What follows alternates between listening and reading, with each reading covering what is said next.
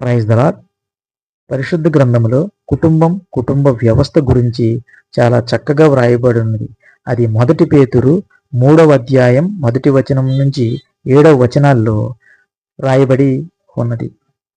దేవుడు కుటుంబాన్ని మానవ సమాజానికి ప్రాథమిక వ్యవస్థగా నియమించాడు.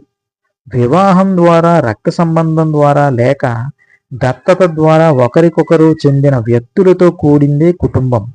వివాహం అనేది ఒక పురుషుణ్ణి, ఒక స్త్రీని జీవితకాలపు నిబద్ధతలో కలిపి ఉంచుతుంది. అది క్రీస్తుకు, ఆయన సంఘానికి మధ్యనున్న బంధాన్ని వెల్లడి చేసే దేవుని విశిష్ట వరం.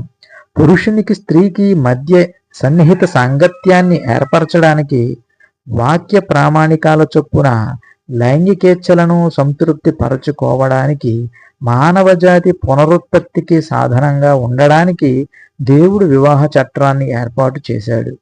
భార్యాభర్తలిద్దరూ దేవుని స్వరూపంలో సృష్టించబడిన వారు కాబట్టి వారిద్దరూ దేవుని ఎదుట సమాన విలువ కలిగి ఉన్నారు. దేవుడు తన ప్రజలతో కలిగి ఉన్న సంబంధానికి వివాహ సంబంధం ఒక నమూనా లాంటిది.